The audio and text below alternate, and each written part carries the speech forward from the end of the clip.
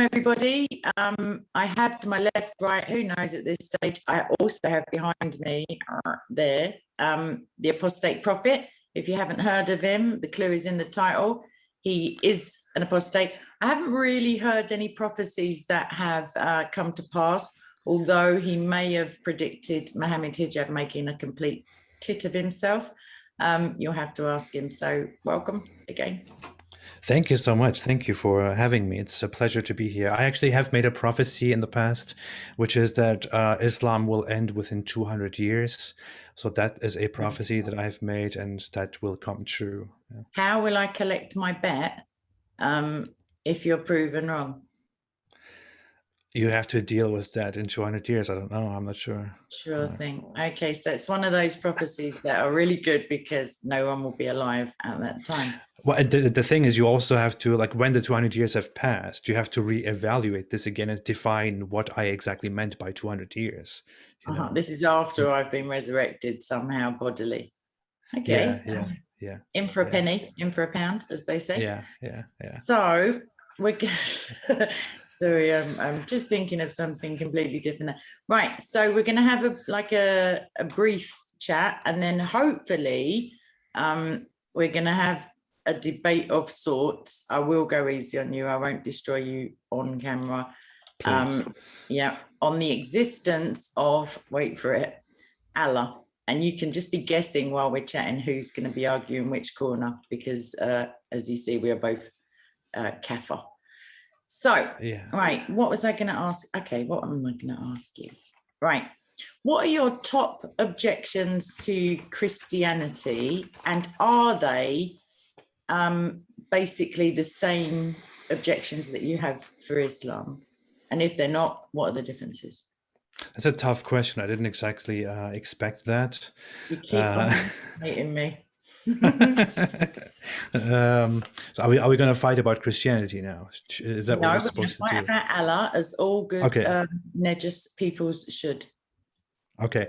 Well, my objection to Christianity is mostly that I don't believe God exists, which is because I think that there is no proper reason to come to the conclusion that God exists, because we don't have a proper evidential basis that leads to the possibility or the conviction of there being a creator God. And I feel like I need to be first convinced that there may be, or that there is a God, and then come to whether Christianity is true or not, or the other way, whatever.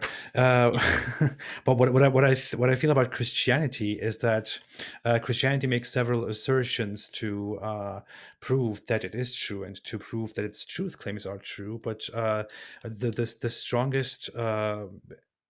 pieces of evidence for its truth claims are, for example, the resurrection, which I simply which I find unconvincing as an argument. I don't find that we can actually, that I cannot be convinced that Jesus was crucified and then rose from the dead and all that. We don't have you cannot be convinced, or you don't think there's enough evidence. I mean, obviously you can't I think I would be convinced if I saw that there is good evidence, but I just don't think that there is any. I don't think that we have a proper, reliable evidence that really happened. We don't really, we can't really attribute the oldest scripture, the New Testament, to sources. We don't have a proper line of people that we can follow back through and to verify that. I don't want to go to the Islamic perspective now, but we can't. I mean, I can't verify that these books were indeed written by the people that we think wrote those books. We can't verify that these people actually witnessed Jesus and his resurrection and all that. So I just think that there is no. And my main problem with it is actually not that part. My main problem with it is that I think the entire idea of God creating us and judging us, we falling, God judging us, Jesus dying for our sins, we then going to heaven or to hell, is just, I find it a little bit absurd. I don't think it makes sense, and I think it is a little bit immoral, morally inconsistent with the morals of Christianity itself. Therefore, I don't believe in it. That was a lot, I know, but yeah. No, that's fine. I just made a load of notes. I'm just finding a source of information for you, which may or may not be useful. While I'm looking for that, with regards to the resurrection, that's attested to outside of the Bible, I think in 2 places. I'm just looking for them now, at least 2 places. There were, according obviously to the same scripture, so it's pretty circular if you're outside of like the truth claims of that, or the ascertaining the truth claims. Within the text itself, we see that there were over 500 witnesses. However, it wasn't actually the first resurrection in the New Testament. Christ, I'm not sure how like au fait you are with the New Testament, but Christ raised Lazarus from death. So therefore, like the Bible calls him firstborn of the dead. And that's how we know that firstborn is a title of like respect and authority, as opposed to chronologically the firstborn. I'm going to come back to that source. Okay, so I'm picking up on it again. Sorry if it's just awkward, but cannot be convinced is very different from it cannot be true. Because as you know, everybody can be convinced of a lie, potentially some mass hysteria, some, just a propaganda, some new like nonsense narrative of the governments. And yet it doesn't make it true or not. Our belief is not inherent in the proof of reality. So do you see the issue is that I think if I want to believe something, especially if I want to dedicate myself to something, if I believe in something, what I understand from it is that I definitely believe it to be true. That's what belief means to me, and that I therefore have a conviction that this certain thing is true, and then dedicate myself to it. If I go through questioning my beliefs, my ideas, or the things that people say to me, and I simply cannot find myself believing in it, or I see that there is no reason to believe in it. I see that there is no evidence in the real world that we can compare it to. For example, like when it comes to resurrection, for example, resurrection is not something that we have any proof of in the real world ever at all. It's not something that we can compare to another resurrection that happened, which we can prove. So it is something that I have to simply believe by reading a certain scripture, and I don't really have a reason to trust that scripture. So if I don't believe that certain thing, then I can simply dismiss it as a certain belief, a certain claim, a certain assumption, a way to explain the world, which I don't really have much regard for, because there are a lot of theories in the past that are simply assumptions. However, the uniqueness or otherwise of the resurrection of Christ doesn't depend upon or negate any other resurrections. People are resurrected all of the time now, with electric shock treatment and mouth-to-mouth resuscitation. And there are cases when people have actually been clinically dead for some, hours at least. I'm thinking of one that it was a long time, like it wasn't half a day, but it was getting on there. So that again, I'm going to find it here. It's, have you heard of Josephus? Yes. Yeah, he's I don't want to say which century now, because I'm not quite sure, but he was a historian anyway, and he was definitely, most definitely not a Christian. So that helps somewhat in terms of skepticism, maybe.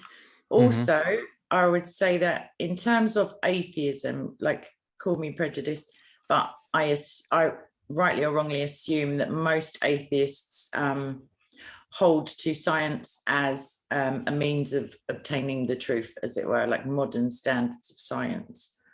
However, I haven't finished it. However, science is set up in a way by which scientists only ever try to disprove the claims of other scientists. They don't go around, which would be handy, just cherry picking, do you know what I mean? Confirmation bias and finding other cases. All you need to do to disprove a scientific claim is find one evident, like one case that goes against the theory, and then it's not universal, as it were. So in terms of me defending my faith, I have the faith first, and then I defend it, and then I learn about it. And I think that probably comes in, I don't know if that's different from Islam, because I can't really speak for Muslims, but for Christians, certainly the faith is a gift. Like the faith comes as a gift. But yeah. Well, the issue is, I mean, if we really wanted to, if we want to discuss whether God exists or not, and what my perspective on that is, I would lengthily go into this, and I would. We're going to talk about Allah, who's not really God, so that's. We could talk about why I don't think that God, that the Creator God exists, and that has to do with many more issues, such as the problem of the afterlife or the problem of hell, for example, more than the problem of evil. If we want to talk about that, I can go into that. What we will do, I suggest, is as we're going to speak many more times, and as I have a whole envelope filled with 3 notes for the conversation we were planning on having, I think we should probably stick with Allah just to get him out of the way finally. I mean, you and I have both already gotten out of the way anyway, but it would maybe help some people who are watching to know that he's not real. But then again, I could argue that he is, because it is a debate, so we'll see. Yeah. And it's going to take me forever to go through a 1,400 page. Okay. All right. I found the quote that I wanted. I'll give you it, and then I'll send you a screen grab afterwards. Now, there was about this time Jesus, a wise man, if it be lawful to call him a man. And this is like a non-Christian speaking. For he was a doer of wonderful works, a teacher of such men as received the truth with pleasure. He drew over to him both many of the Jews and many of the Gentiles. He was, in brackets, the Christ. And when Parler, at the suggestion of the principal men among us, had condemned him to the cross, those that loved him at the first did not forsake him, for he appeared to them alive again the 3rd day. As the divine prophets had foretold these and 10,000 other wonderful things concerning him, and the tribe of Christians, so named from him, are not extinct at this day. And I can reattest to that, like right now. Yeah. So that was an extra scripture. That's not having to trust the Bible, if you see what I mean. That's. I think I read about it before. I read about the thing before, the source before, I believe. I don't know. I have to look into that. Yeah, it's worth. I think that person was also from a time after. Sure. Yeah. No, he was a historian. He wasn't a contemporary by any means, and therefore it's all a matter of people were just as untrustworthy then as they are now, I'm sure, and also by equal measure as trustworthy. He was commissioned. He was reticent. He got a bit bored of it all by the end. He was tasked with the antiquities of the Jews, which is a lot of antiquities. There's a lot of like minutiae and micromanagement goes on, at least in the Bible. So he got a bit bored of it, and he had to be reconvinced. So he has not much reason to fill it with like those pertinent details if they're not pertinent, because he probably just wanted to get to the end of it. Okay. Yeah, the thing is, it's like it's one person, like there are many people who could tell me a lot of mysterious things about magical events in history that happened. There are a lot of people who are even not Muslims who could tell me a lot of great stuff about Muhammad. In fact, it comes up all the time. By Muslims like to bring up non-Muslim sources that say something that is somehow in favor of Islam or Muhammad, and we then. Right here, I'll share some with you in a moment. We simply dismiss those things as, well, it's just one person. Propaganda. There are numerous people against it who say the exact opposite. Why are we cherry picking? So it would be kind of a similar case. It's just because one person. I would say, I mean, I am biased, obviously. I would ask how many times, other than Muslims at Speaker's Corner, I think maybe, how many times do you ever hear anyone like smack talking Jesus? Like your opinion on Muhammad, or anyone's opinion on Muhammad, can be influenced, for the better or for the worse. But the only people I've ever seen directly insulting Jesus are for political or religious purposes. Like, and I don't believe they actually believe what they're saying, because it's the most like ridiculous, made up, just nonsense. So that's not a feather in his cap, but that's attestation to his goodness, because there's hardly anyone, Mother Teresa maybe, but then there's loads of people who don't. Do you know what I mean? It's rare for someone to be all round. I would say, as an atheist who's not a Christian, when I look at the character of Jesus, it doesn't matter to me, whether Jesus existed, what exactly he did in reality, and all that. What I see is there is a character called Jesus who is whose entire narrative is part of Christianity.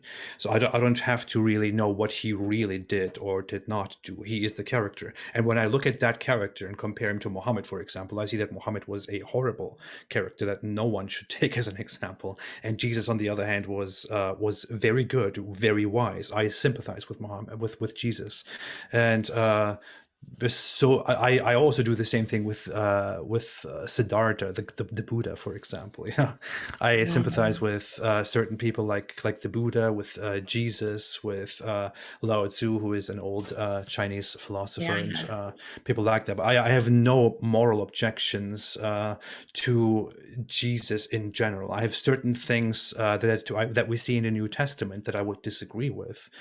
Things that Jesus says, but then I think, like what?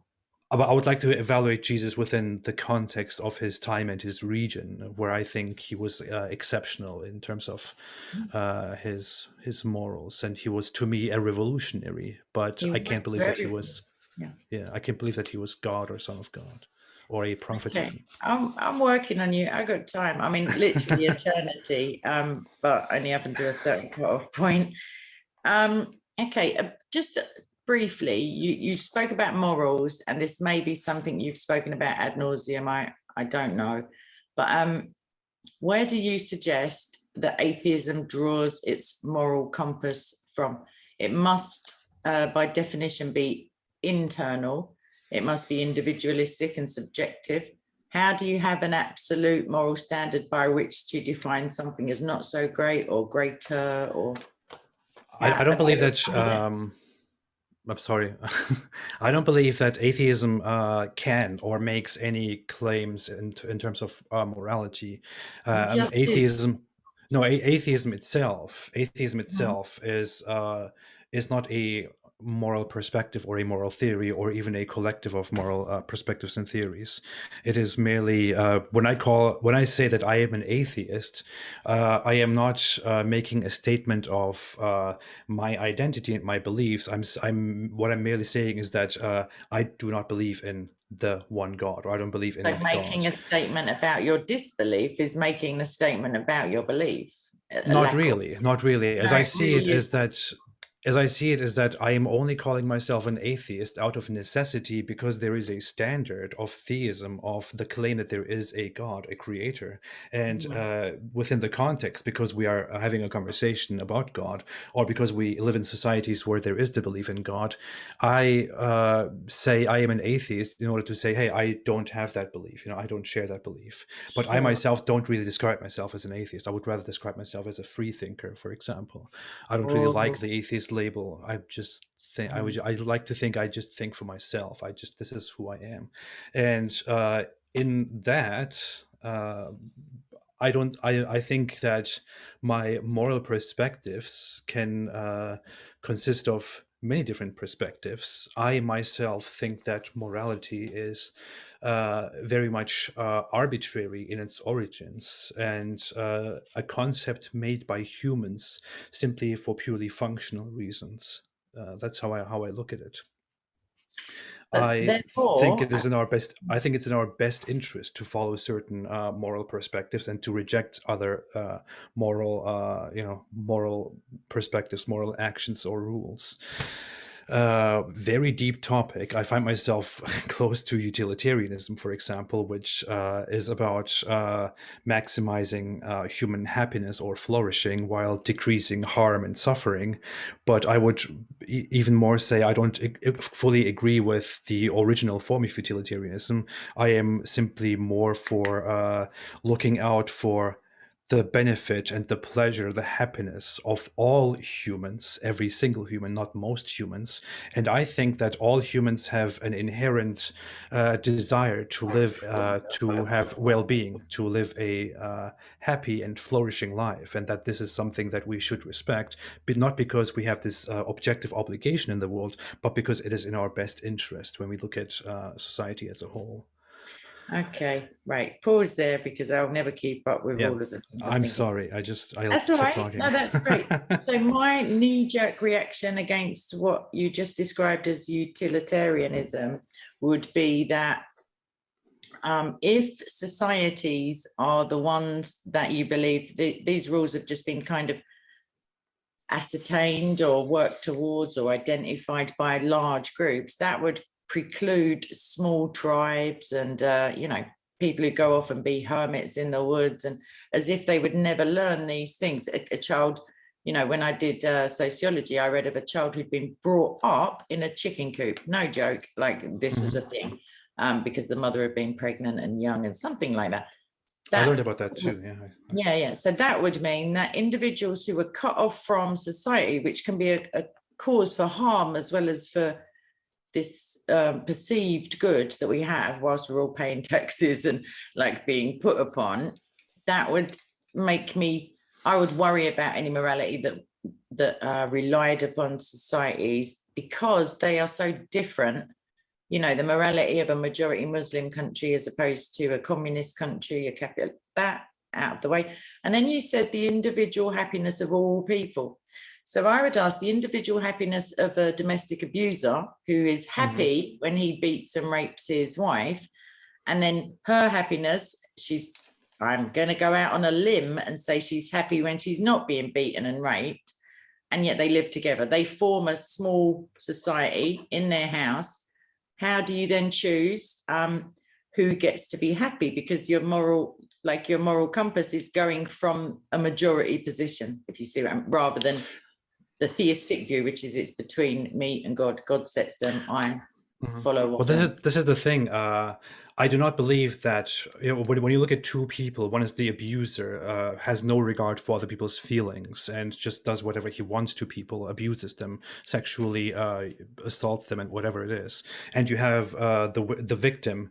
What you do is not to say, well, if a certain thing makes you happy, as bad as it is to others, then well, that's just what makes you happy, and that is good. We can't really do that, because what we are doing as a result is that we end up giving someone a freedom and accepting as good something that ultimately harms other people, which is paradoxical. It hurts the benefit, the well-being of other people. But as I said, we should be looking out for the well-being of everybody, of all individuals in a society. So if you take pleasure from harming people, then sorry, we can simply not allow this, because while we are looking out for the pleasure of individuals, your pleasure of hurting other people is completely contrary to the very fundamentals of this idea. So your supposed pleasure in that would be prevented, and you would possibly be put in a facility, be be rehabilitated, be educated on how you're supposed to act in society and all that. I don't think that. Go on if you want to interrupt me. Yeah, I was just thinking of re-education camps in China when you were speaking. But what I would say, I remember a criminal psychology case where I think it was probably in England, to my shame. But I think there were two guys. One of them was a cannibal. He had some sexual thrill in eating human flesh, and the other guy wanted to be eaten. That made him happy. So how in your proposed, to be fair, it's pretty like what happens, but so just because the domestic abuse victim is unhappy is not the reason why the law is the way it is. It's because potentially they could be a masochist. They could also derive pleasure from being dominated and hurt, and therefore like ultimately be happy. So again, happiness can't come in as a deciding factor on morals. That's why children often rail against adults, because we see the bigger picture. We are the society for our children. We had already looked into the future, as it were, and said, no, this is not going to happen. and it doesn't matter whether they're unhappy with our good judgment, because, you know, well, the thing is, when I talk about happiness, it's just hard to really define that in the English language. But I'm really talking about not short-term happiness, but rather long-term happiness, but sentiment. rather well-being, flourishing, in Greek known as eudaimonia, which is leads back to old ancient Greece. But the idea would be not to simply be just to feel happy, not the emotional feeling happy, but the idea of well-being, permanent, long-term well-being, flourishing in general, like benefit to the human in general, to the person in general. I actually thought about your example of cannibalism before. I indeed gave that example myself in a discussion about sexual relationships within a family when we were discussing that, and I thought when we come to cannibalism, it is true. You could look at somebody who wants to eat human flesh, and then you could find another individual who says, "Hey, I'm fine with having my flesh eaten. You know, I have no problem with it." It seems like both of these people are happy. You could then conclude, well, if we look out for the happiness of these people, then we should just allow that. I do not think that would be the right solution, because I believe in consequentialism. What is, for example, in utilitarianism, this could be known as rule utilitarianism, where we don't just look at the outcome, the immediate outcome of a certain act, but rather on the long-term outcome of certain rules that we make. If we allow people to eat the flesh of others because we see that some people like their flesh eaten, then this could or will eventually lead to very destructive outcomes in society Sure. among us. It will lead to more flesh being eaten. It will lead to people abusing this right and hunting people down, which is why I believe this is destructive, dysfunctional, and disliked to most of us as a result, which is why it is wrong and should not be allowed. I want to clarify one thing. Hold on. That's not why it's wrong, because we disagree with it. That's that's an objective moral stand. Mine is. It's not wrong because people don't like it. It's wrong. No. It's wrong. Yeah. Yeah. No, I'm saying we detest it because it is so horrible, because it is so bad, and it's almost as if the arbiter of morality is Yeah. outside of us, isn't it? No, it's not. I think it's very functional. I think we detest it because it is dysfunctional. That doesn't mean it's we not detest it. functional. We detest eating human flesh. We detest hurting children or killing populations of people, not because there is some outside guy or outside rule that decides that this is wrong. We detest it because we ourselves have the ultimate desire to flourish, to exist, to be safe, to be happy. We want to be safe. We want to live well. We have connections with other people around us. We have empathy for them. We take pleasure from them. We make connections with them. And the thought of people being killed in masses puts the people that we like, that we pleasure from, in danger, and puts us in danger, which is why it is hated to us. This is a very natural reaction. We hate it because we think it is harmful. It terrifies us. It is dysfunctional, and then we want to ban it. So the moral arbiter is not outside; it is actually directly here within us, in our mind. I'm biting my tongue. Okay. Right, so I've got another extreme example that just popped up from some form of, I don't know, psychology lesson. So the Ik, it's spelled IK, they were or are, I'm not sure, a tribe in Africa. And their practice, because there were so few resources, because there were, I don't know, there was a lack of familial feeling that would literally curl your hair. They would throw out children at maybe 2 to 3 years old, just go and fend for yourself. Okay, my job's done. Old people, I think there was either some form of euthanasia, or they were just also left out, exposed to the elements and to the, I don't know, potentially wild animals. Also, the one story that just resonated, or that I remember, is that there were the men of the tribe went out hunting, and one man saved food for his wife instead of gorging himself sick and eating all of the stuff which everybody else was doing. And they just remorselessly berated him. And I can't remember if they attacked him or not, but it was a big deal that he'd been stupid enough or sentimental enough to save food for his wife. So because we grow up in like societies where doing unto others is a good thing, like hashtag the Bible, but I'm not going to go there. But yeah, we have these ideas that things are universally springing from humanity and human consciousness because they seem so obvious. You think, well, where else have they come from? I know they feel right. Oh, they are right, because other people are attesting to this fact that this is a pleasing behavior, that we look after each other. We don't throw our grandmothers under buses as soon as they hit 70 or something like this. And yet this tribe, at least a small, like micro society, did not have that encumbrance one bit. I don't know if they'd ever considered it. The reaction of them when, with the guy just shows me that yeah, they'd maybe grown out of it, or maybe they'd always been that way. I can't remember, but it's just, it springs from somewhere. There's no, Muslims who I debate often point to Babylon or like some prehistoric, like the Egyptians, but at no time, I believe, in human history, I may be wrong, have any tribe or society ever sprung up that says raping your grandmother is a good moral act. Punching your mother in the face while she's breastfeeding your sibling is like a great way to start a Wednesday. I don't recall ever like it's always pretty universal.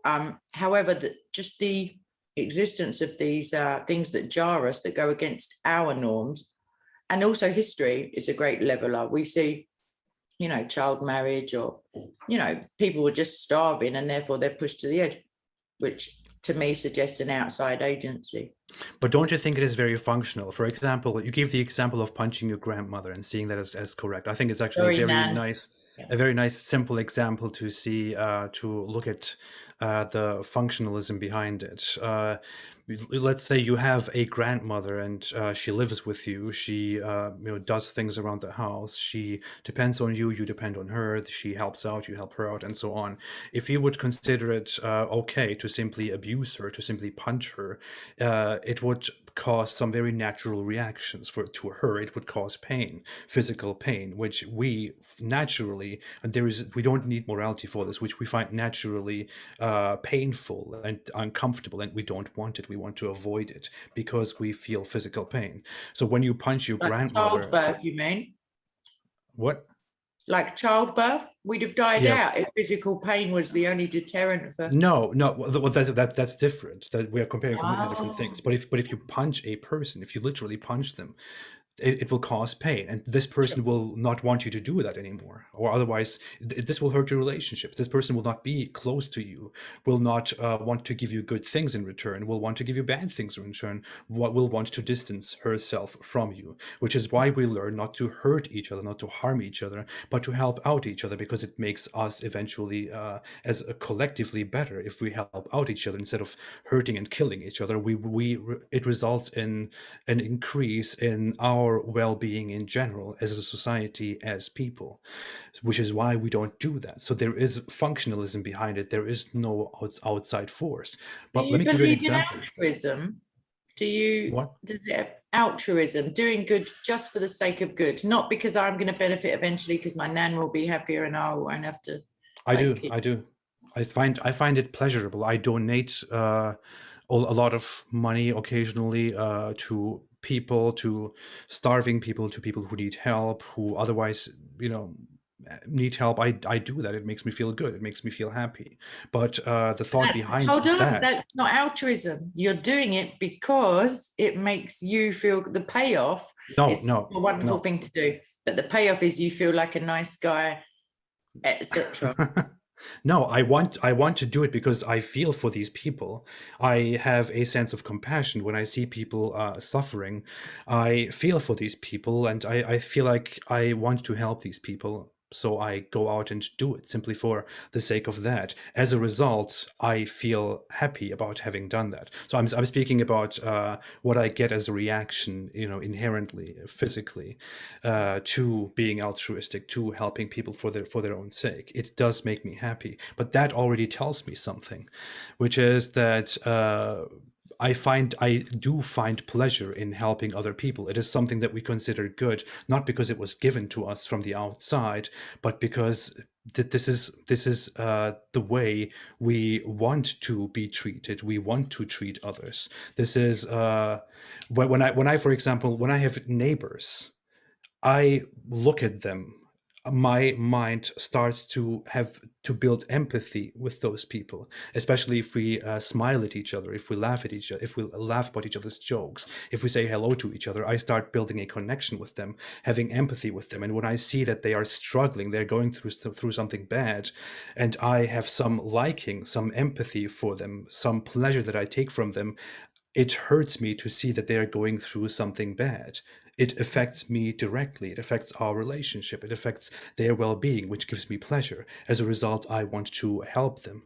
And if we look at the world as a whole, to humanity as a whole, we feel the same thing. I will let you say something you want to go, but I want to give you an example of different civilizations from the past when we come to how morals were established. But go ahead. Okay, I was going to, so potentially, I don't want to put words in your mouth, but it's a lack of suffering that you were talking about earlier, as happiness meaning the lack of distress or like hard, like, I don't know. So what I would have said about that at the time, if I would have like just jumped in, would be that suffering and loss and perceived negative emotions are crucial to the development of resistance and, all sorts of good stuff that we need. Also, in terms of it somehow being, I don't know if what you're saying is we have an innate sense of empathy and, that do good to others thing. But if you are saying that, I mean, I think I probably do lean towards it's a built-in function of humanity. I obviously attribute it not to evolution. However, anyone who spent more than 20 minutes with a few 3-year-olds or 2-year-olds will know that human beings of that age are not empathic. They don't care. They're not sympathetic. They're completely egocentric. There's just no reasoning with these little lunatics.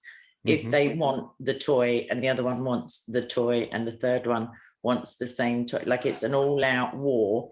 But that's because they're not fully developed. It's because we humans have such an advanced, such a big brain that the development of our brain goes on for 2 decades after we are born. Which is why a baby or a human that is 3 years old or 2 years old has no proper memories, because they can't build long-term memories because their brain is not fully developed enough. They start only having a good sense of empathy much later on, around 6 years or something, I believe. Until then, their brain, their mind is simply not really capable of doing these things. And I mean, I know how stupid I was when I was 12 years old. I know how stupid I was when I was 15, 18. The brain still keeps developing, and it's not fully developed until you are around 25. So kids are not, or early toddlers, babies aren't capable of doing some basic things that we have in our nature because they are simply not developed. Is it because they haven't been taught yet? Because they haven't been taught, because they haven't been shown. Mothers would never be saying, give that to, no, you need to share. Sure. It's drummed into children. You must share. You mustn't hit people. You mustn't bite. You mustn't scream police when you're in the supermarket, whatever it is. Like, sure, you know the example. You know the example of kids growing up without human contact, or having very little human contact, and they end up becoming children that act like dogs, or have no language, don't have much empathy, have almost exclusively self-interest on their mind. So certain things we definitely teach them, and that's as a result of us teaching them certain things, they then develop a proper sense of how a society is supposed to function. That's definitely so maybe human beings are not innately empathic. Maybe it's just all learned. Maybe it's all taught. Or I think we are innately, naturally, I want to use the term naturally, I think we are naturally capable of being empathic, and that it is very functional, which is why we learn we're also to do very this. capable of great evil and selfishness. Of course, yeah. we are, but it's not functional, it's dysfunctional. Give me your example, and then we can get on to Allah. But Okay, you had an great. example of I, a society. I want to give you the example of the Mongols. I love this example. I love thinking about this because I think Genghis. it's kind of changed the way that I thought about things. I'm of Turkish origin, and Turkic cultures are supposed to go back to these hordes that were living in extremely poor conditions in regions that were not suitable for cultivation, just as the Mongols. And the Mongols were known as the neighbors, or relatives of the Turkic people, as people who simply started uniting and riding out of the steppes through Asia to Europe. And this is known as the Mongol storm. And these people had such an attitude against humanity that people all around the world feared them, because they would come to your gates, to your village, to your city. They would burn everything down. They would say, give over your belongings, your city, to us right now, or we will take it by force. And to show that they are serious, they would take a few random people, children, women, men, and would brutally rip them open, brutally kill them, and hang them as an example to show this is what we're going to do with them. They would also rape women, rape people, to show the example, and they would spread by fear.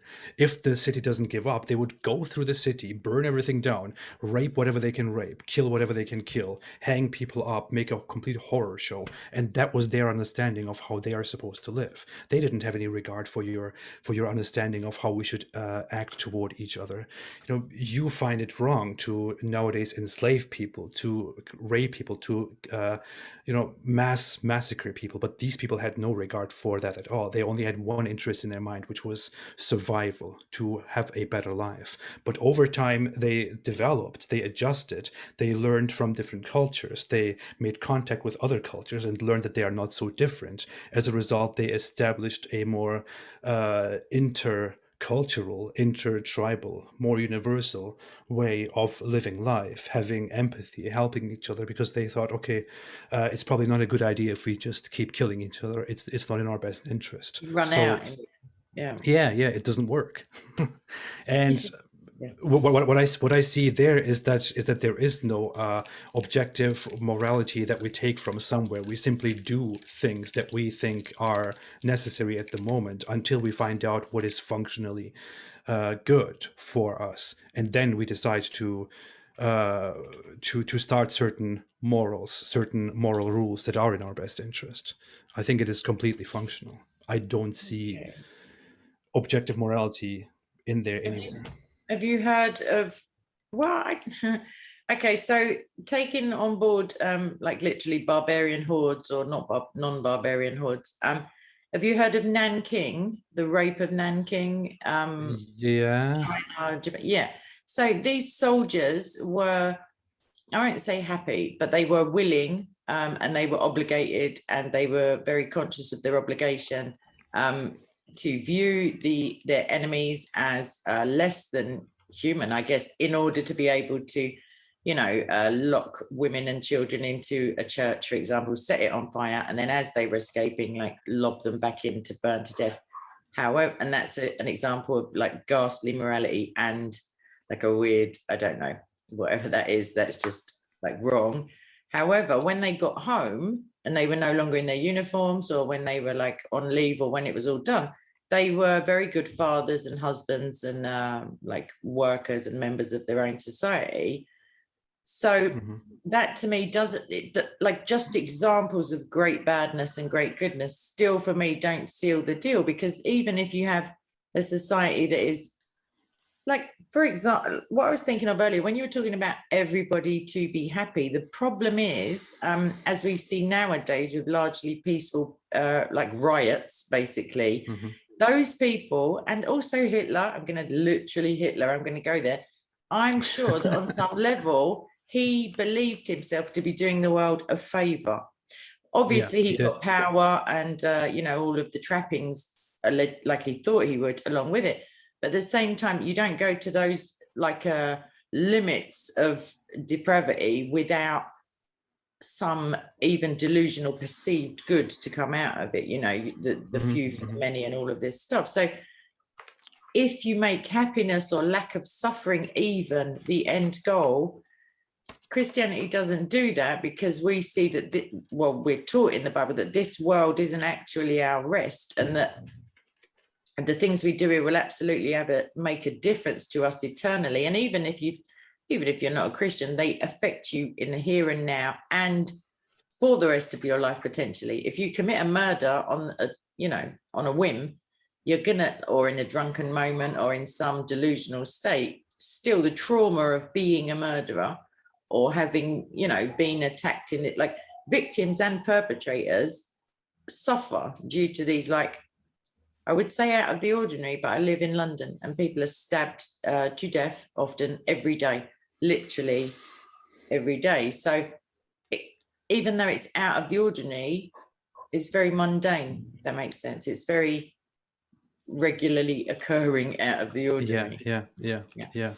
Well, we have a lot of people in society that are antisocial, that don't really have the capability and capacity to build empathy, in the sense that that a more healthy individual does, which is I think in criminology you learn that the vast majority of inmates, especially those convicted of violent crimes, suffer from an antisocial personality disorder and don't really have the ability to feel empathy for their victims, which is why they end up doing these things. And that's really a reality that we have to deal with. The issue is, I mean, we as humans, we see how we feel about people getting killed, about people being abused and all that, and we do something about it. We establish rules. Now, there is one thing.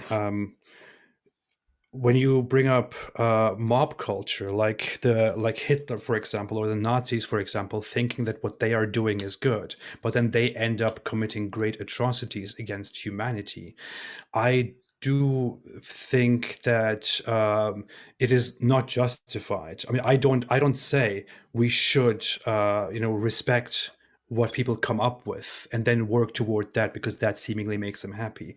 I think it is beyond the understanding of little groups of humans to understand what is really good for humans.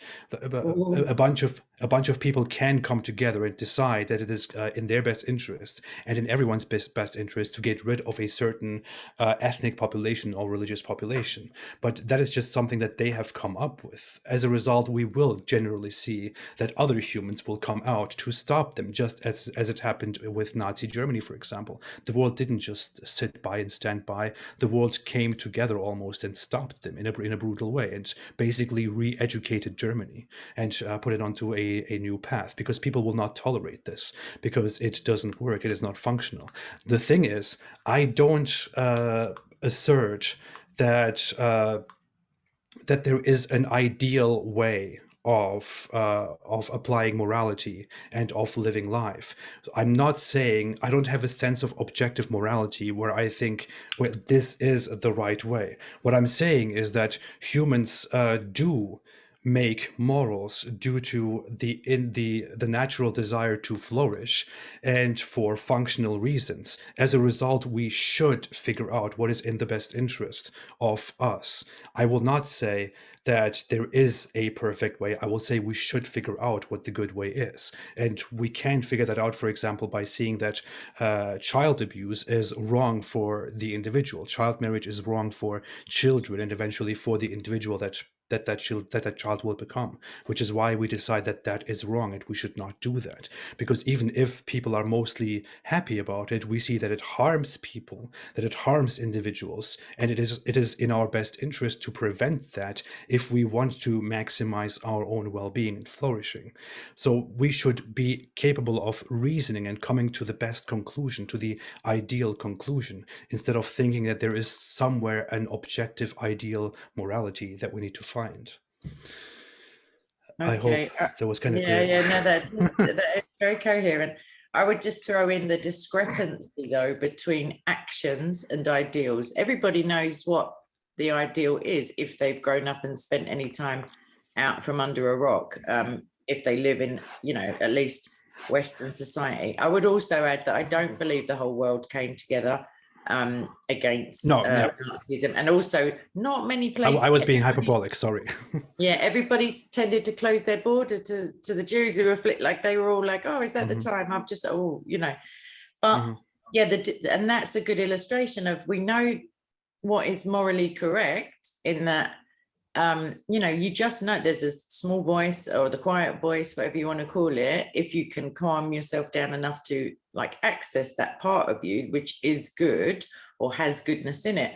However, the fact that as human being, like throughout time, just psychologically speaking, many violent offenders are also, it's not lack of empathy for others, it's being overly interested in one's own attainments, goals, and cutting corners, and just not having time to care. So yeah, ideals as opposed to actions. I use the example often, I don't know where I read it, but if you walk past an old lady in the snow and you don't help her up, by the time you get to bed, hopefully, there's a voice in your head saying, oh, why didn't you do that? Like, oh, you really should have.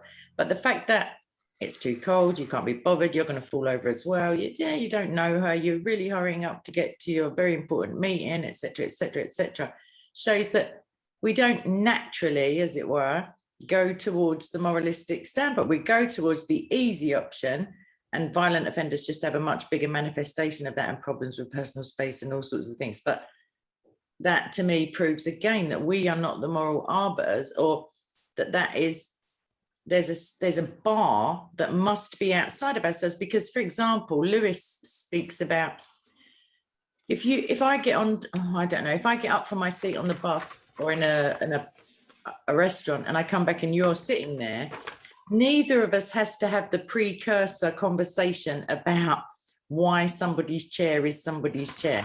It's a given. We don't start I say, that's my chair. And you go, oh, I didn't know you. Like, it's already given that there's a moral standard that you personally have broken by sitting in my chair. If I promise you some of my chocolate and then afterwards I don't give it, I'll start justifying it by saying, oh, but when I made the promise, I didn't know there was a chocolate shortage, and etc., etc. So I'm appealing to a moral standard outside of myself that you already know. Even if you're a stranger, you know that promises should be kept and chairs should be, potentially, if someone just gets up, don't jump in their grave. Like, just little, if I trip you over, it's clearly malicious. Like it. Okay, so I want to ask you a question. Why is it bad to when somebody sits on a bus or what was, I don't know what the example was. I didn't taking somebody's chair, not giving them the chocolate you promised. No, I was just not remembering the environment that we were in, but restaurant. Okay, restaurant. Let's say somebody has a chair. They got up, left, but they will obviously come back, and you just went there and grabbed their chair. They come back and they are upset. Why is it wrong to take their chair? Can you tell me why that is wrong? There's lots of reasons. Okay, so a restaurant is a better setting than a train because there's by means of the convention that everybody has set, as it were, about restaurants, you know that if the table's still laid, like if the plate, the knife and the fork are like that or whatever, the person's just gone to the lavatory. So it's temporarily their property. It's their prerogative to sit in that space that they have arranged with the restaurateur and their guests, etc. I'm now envisioning like maybe a party of 10 and you've just sat down. Like, do you know what I mean? There's no way you could imagine this table is now free, because that's what you would appeal to. You would automatically say to the person, oh, I thought you were gone. Oh, I'm so sorry. I thought the chair was free. The chair is a chair. It's neither free, like it's free in the sense of it's not engaged at this time.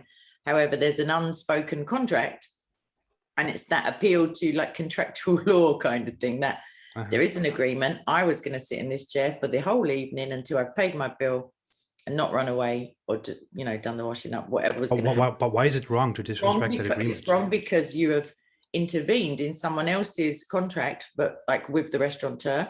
Also, it's wrong more so because you already know that it's not the correct course of action. It's not polite.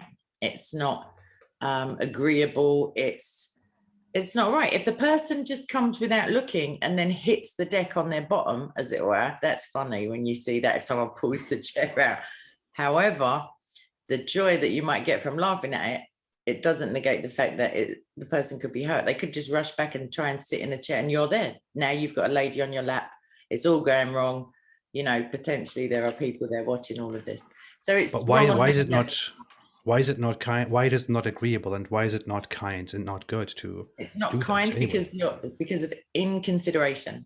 You're not considering that this half glass of wine, this lovely looking dinner that someone's clearly enjoying, they haven't put their knife and fork straight. That's another social convention in the. They haven't put them like that.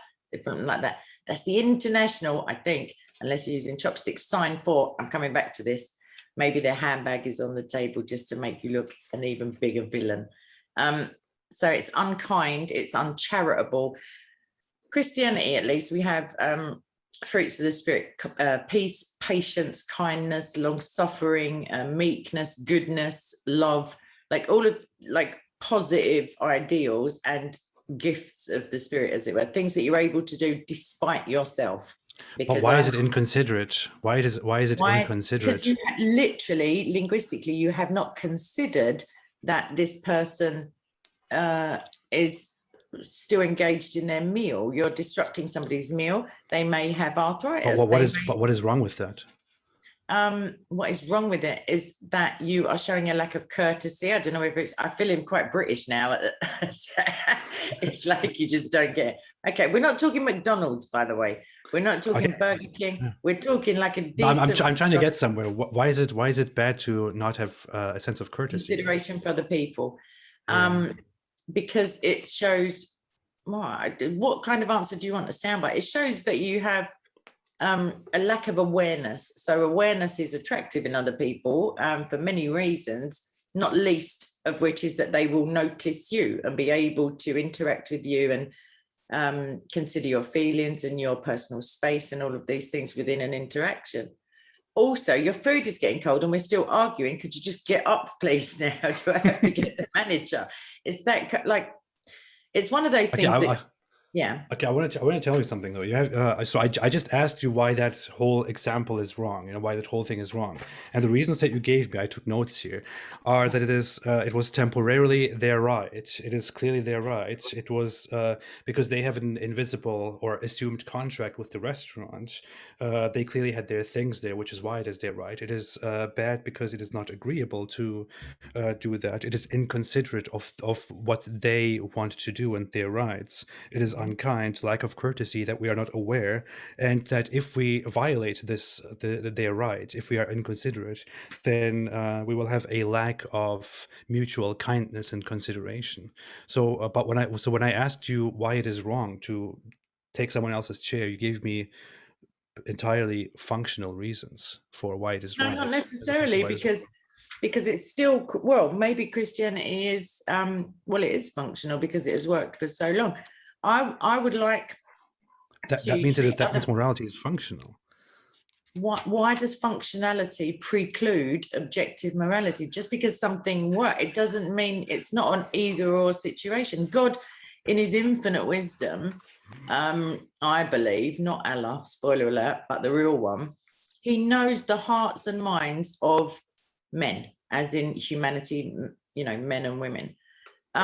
He also knows the optimum means by which we get along, and that's by self-sacrifice, actually. That's by, going the second mile by for other people, but feeding the poor, loving your enemies and your neighbours, as, forgiving others as you desire to be forgiven yourself. Because if you don't forgive them, we're told, regardless of salvation, you won't be forgiven yourself.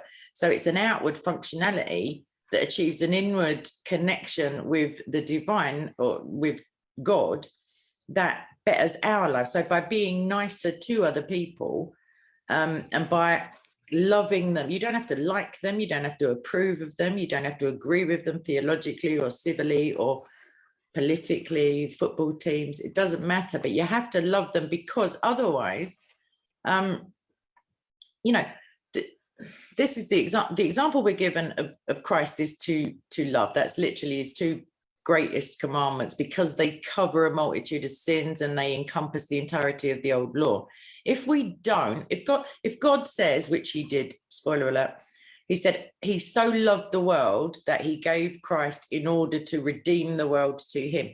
If I then, as a Christian, am pointing out, and there's plenty of people who I dislike, don't get me wrong, but if I look at them and I don't love them as I'm commanded, I'm implying that I have a greater knowledge than an all-knowing God. This all-knowing God knew Hitler was coming, knew Muhammad was coming, knew all of these big figures who potentially, you know, love them or hate them kind of people. He knew they were coming, and yet he still died as if they were the only person on the earth. He died individually for them, if that makes sense. And if I then say, yeah, but he's a Muslim, yeah, but he's a mass murderer, yeah, but he's something, I'm saying, God, do you know what? I'm then God's like advisor as opposed to. Okay, yeah. I have some objections to the things that you said, but the Christian I just can't help to get to the dying for your sins part, because it's just. But I'm eating the chocolate that I may have stolen, by the way. I'm not sure. See, I didn't steal it. We'll come to this, but when we talk about killing, see, if I go around murdering people, right? If I go around taking people's rights, if I go on just randomly murdering people, that is obviously bad. But why exactly is it bad? It is bad because people don't want to be killed. People want to live. They have a sense of people don't want to be killed. It's bad.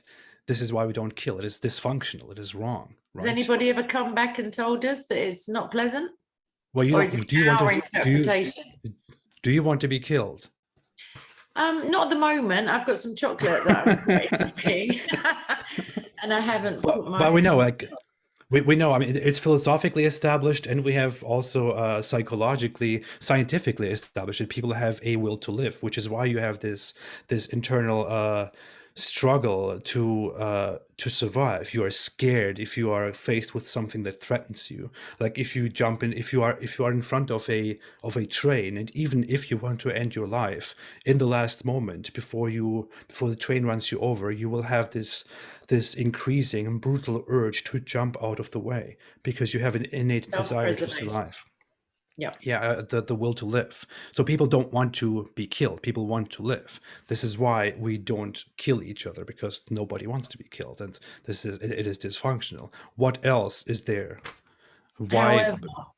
If we see that it is dysfunctional to kill each other, like in the example of grabbing the chair, it is inconsiderate, lack of awareness, we are getting rid of kindness, and so on. If we see that we are simply doing this for functional reasons, why do we also have to conclude that it is somehow God who is happy with us if we don't kill other people? Okay, I would say that it's not the case that we don't kill other people because we do not wish to be killed. In the UK, at least, not all of the United States, but we don't have capital punishment. We will not be killed for killing somebody else, and killing is misleading slightly. Murder is punishable by law. Killing could be by negligence, it could be an accident, it could be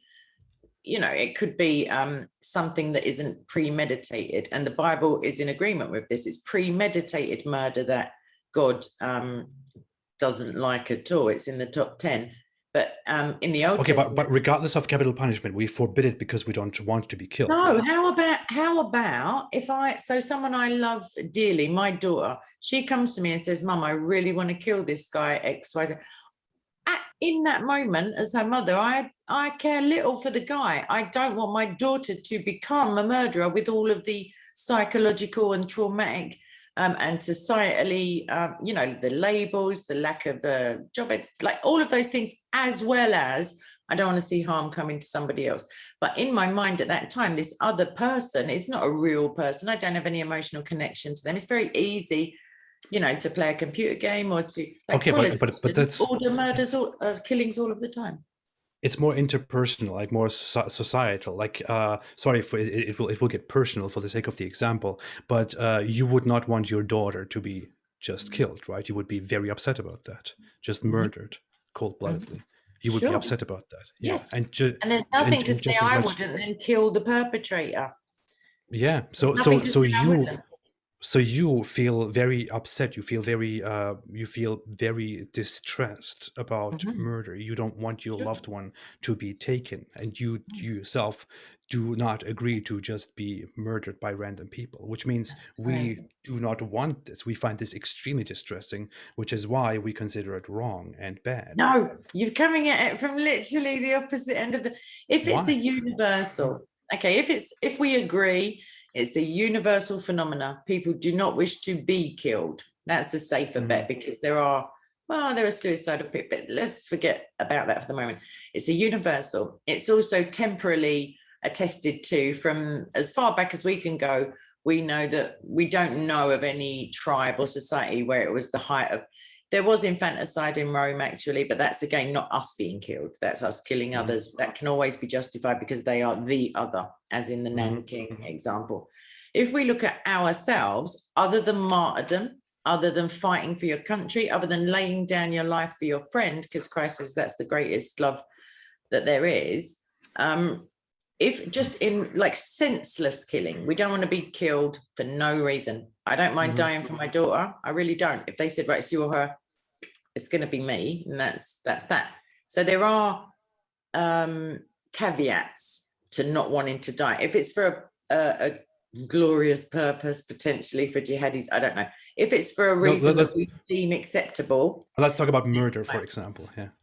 Well, it's better to talk about us being killed, because murder, anger can temporarily justify it. If I see someone stabbing an old lady, the chance, like if I feel that killing them is gonna, like, so it can be it could be seen as altruistic to kill a killer, as it were, but I don't believe that's the case. So bearing all that in mind, universally disagreeable for human beings to be killed. Why does that mean that we've come to that conclusion? If you run towards a 3-year-old who, as you said before, hasn't got much long-term memory, very selfish, very self-oriented, with a big stick, the perception of danger is an instinct as opposed to a learned behavior mostly. And therefore, why is it by agreement? Why is it that this society, you feel that somewhere behind closed doors, people are going, is it time for the murder yet? Like, should we just let them all it's innate. Because people have the innate will to live. I think we established that people want to live. Why don't they have an innate moral compass? Well, because you want to live. I mean, it's a very basic thing that even the dumbest animals have. Every living being wants to survive. You don't have to take it from an exterior source that it is in your best interest to survive or to eat. I don't think the will to live is externally sourced, although I do think like depression and things like that. However, what I'm saying is, if you can readily accept, as can I, that that's innate, why can't an innate sense of morality point to something out? Like, if you're, just because you're born with something or it's learned, in no way goes for or against the existence of a precursor to these things. Like, well, it doesn't. Say it's evolutionary. The people who wanted to kill each other, they're all dead. So now it's just the thing is, why would we go to God with it? I mean, I'm not saying this disproves God. I'm just saying, why is there any reason for us to lead to God with that? Because we clearly see that we can fully establish the reasoning behind this and see that this is natural and functional. So why would we possibly go to God with this? Supernatural, but natural. I know it doesn't. It doesn't. But why would we go to God with this? Like, there is no reason to go there. Why wouldn't you? There is no reason. I need a path to go to God with this, but there is none. I just see that it makes complete sense.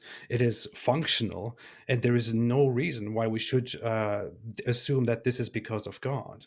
The same thing is the case with a lot of these teleological arguments, for example. I don't know, cosmological arguments, where we have different ways to explain something, but then we simply explain it with God without actually having a proper evidential basis, a proper bridge that leads to God. And here in this case, it is even more obscure. We don't have any reason to go to God at all. All right, back to my original question then. your arguments against a god, they were born out of a rage against Allah, or some sort of like apathy or displeasure in the god that you'd been presented with since childhood. Yeah, I think one of the I mean, it was more just a series of questioning, which at a stage of questioning, I just thought that Allah can't be true and that Islam can't be true. And further in that process, I also then just established reasons not to believe in God altogether. But that happened over years. I don't think it's a result of a rebellion or a rage against Islam. I think it's just part of it. Sure, I disbelieve what you just said. I think that as a defense mechanism against, so I don't know, because I have apostatized from like wildly left-wing politics, I suppose. I don't know, like I haven't really got much to draw on. I do know about self-preservation though, and I know that once you're fully aware that you've been caught up in a delusion for the majority of your life, like you spoke about the last time we spoke, like a resentment or a not being too bothered if you avenge yourself, like by exposing Islam. Therefore, I think it's just potentially a protection mechanism against falling for another. Do you know what I mean? Like seeing all theism then in the same thing.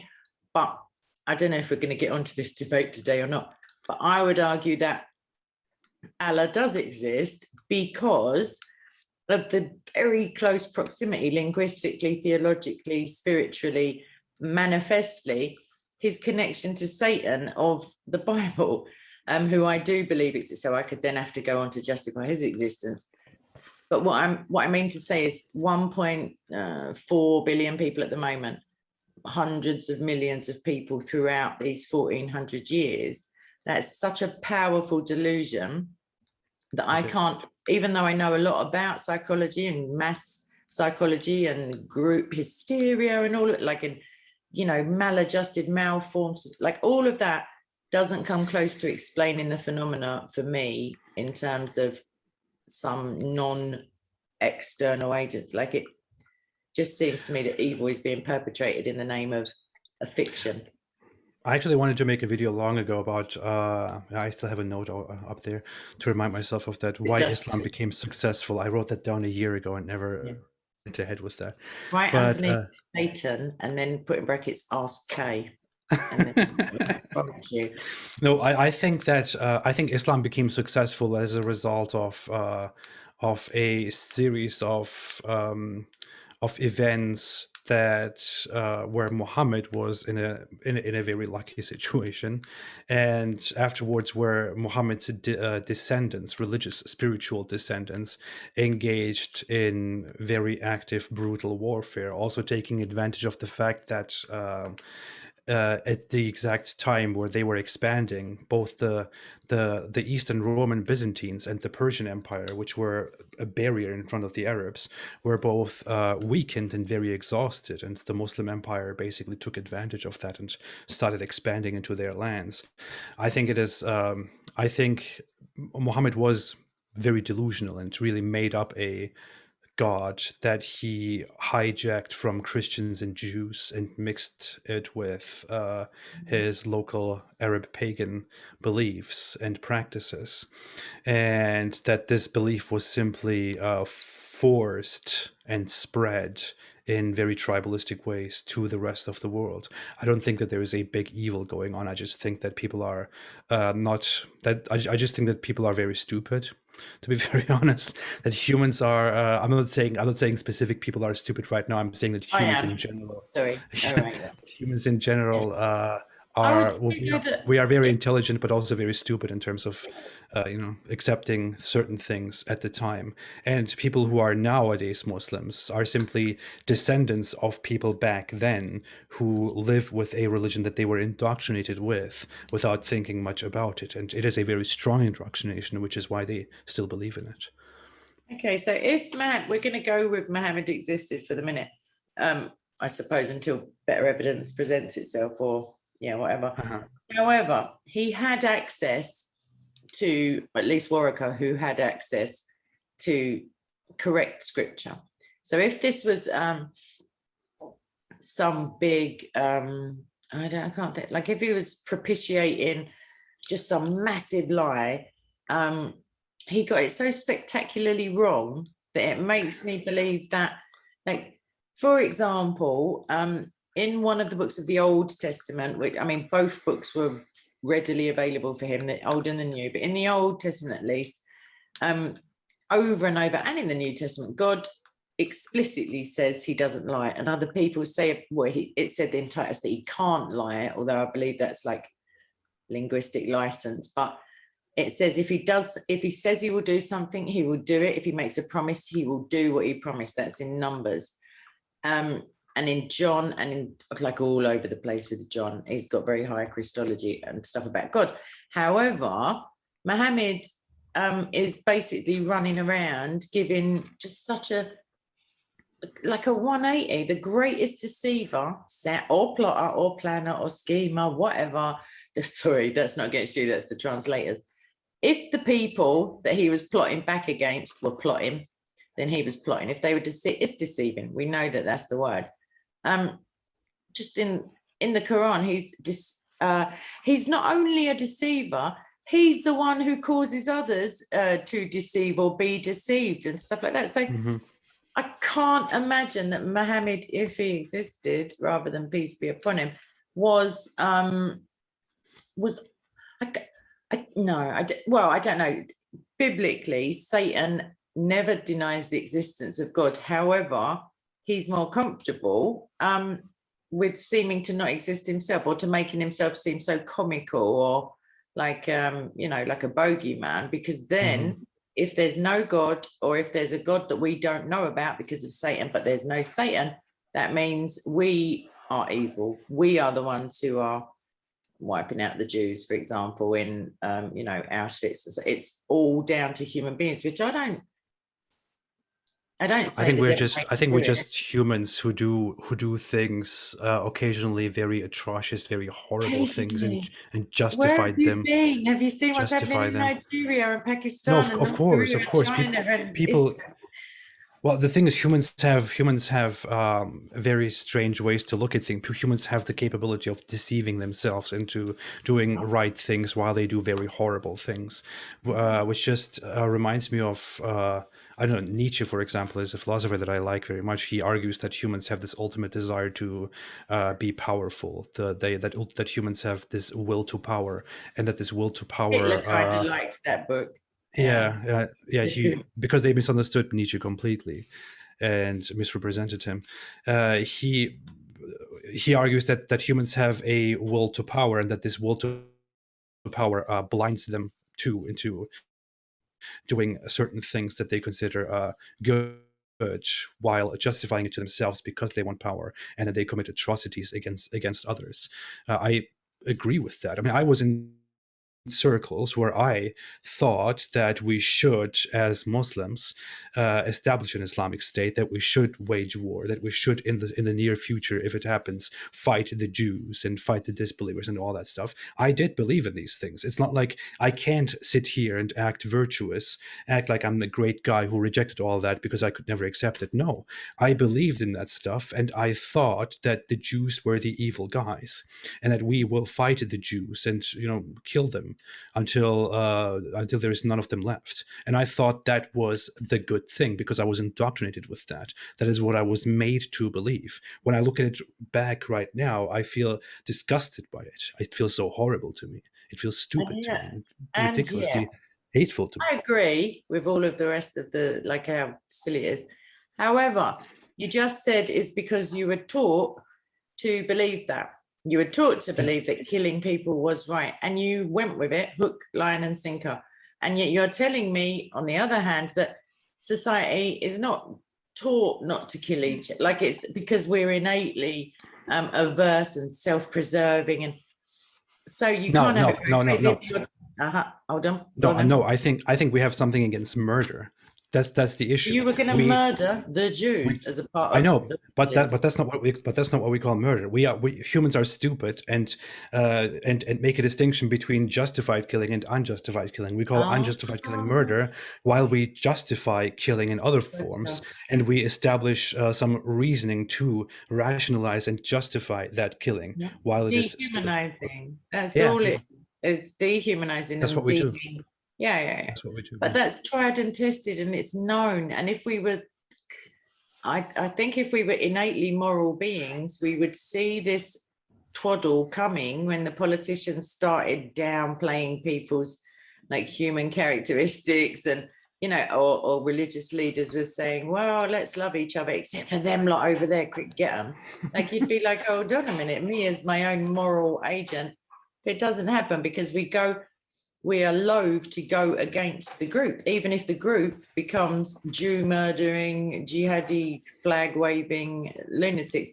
Still, the human nature is to try to fit in or blend in or hide or not. But like, do you know what I mean? Like, it's studied and it's proven that we go along with obvious falsehoods rather than look silly. Even if everybody else says it's blue, we're most likely to go bluish, rather than realize orange. Yeah, you probably saw the study or read about the study, the sticks that are of different length and Solomon ash. Yeah. Preferencing. Yeah, it's true though. That's the thing, and it's able to be utilized by less than scrupulous people. And the fact that we have I'd like to, well, I wouldn't like to see a reasoning. It means I probably would lose my salvation. But I see these things, and I see that there's absolute ethical behavior, there's absolute morality somewhere. Even if as someone who wasn't religious, I hadn't seen perfect morality, just the fact that, have you heard of Gödel's theorem?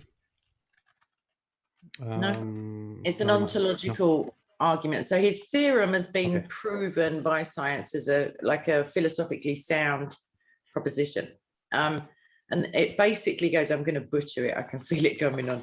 But it goes something along the lines of, and it was started off with a maths preposition, something to do with maths can't be proven to be something or other. But the argument goes that if we can conceive of a perfect mathematical system, like as human beings, we do the calculation and then we check if it's correct with an answer that's already exists. Maths can't be manipulated, economics can.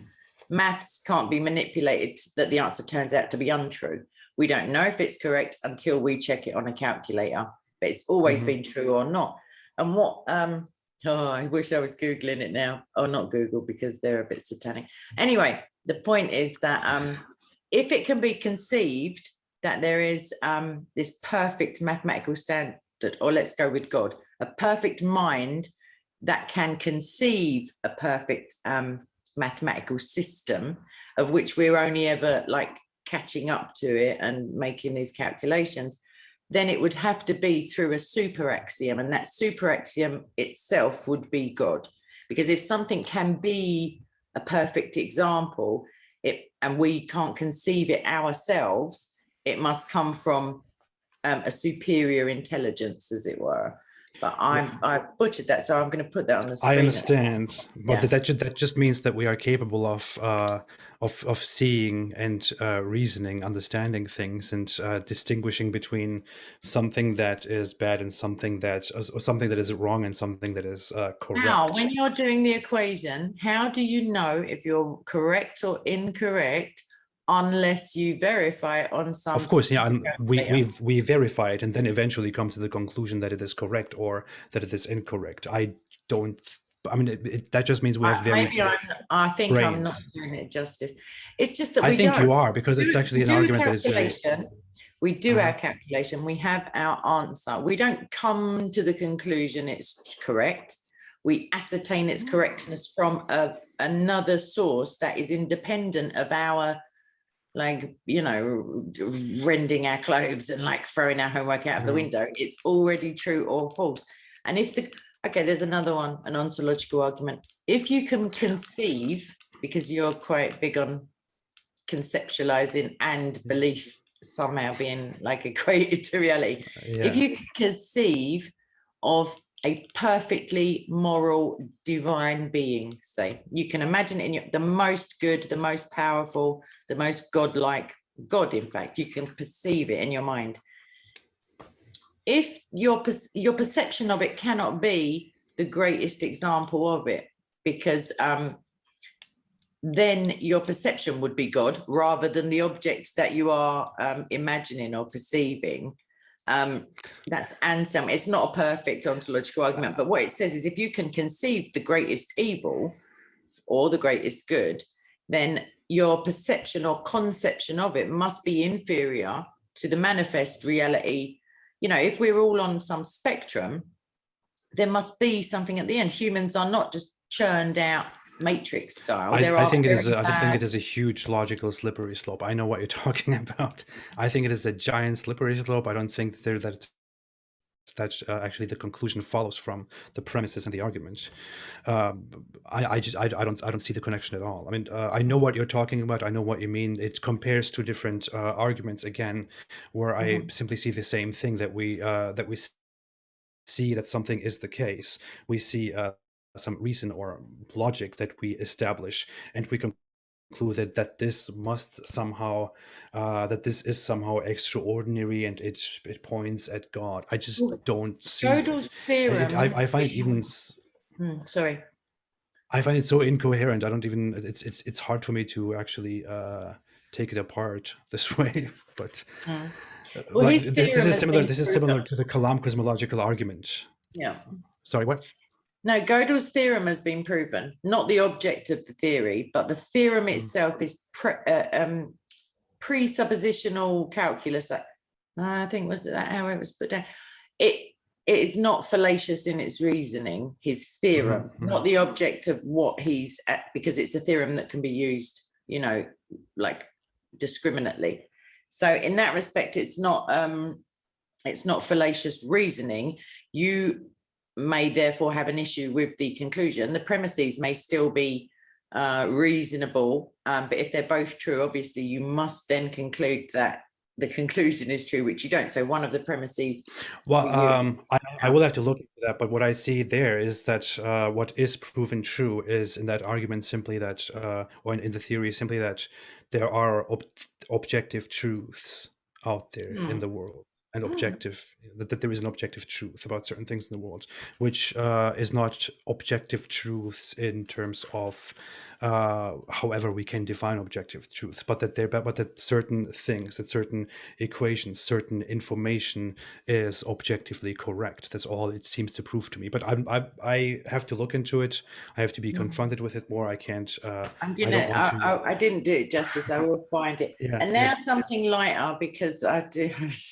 I'm thinking, my brain it's evening time here. You know what I think? I don't think that God is. I don't think the idea of God, the idea of the Abrahamic Christian God is an ideal, just being to me. I don't think that God is the ultimate, is the highest justice. Is the highest. You think that? Sorry, I may have misunderstood. You either are saying that there's a higher justice, or you're saying that he is unjust. There are some instances of injustice which lead you to believe that he's not thoroughly just. Or I think that the Christian God is inconsistent. You can call him by his name. It's Yahweh.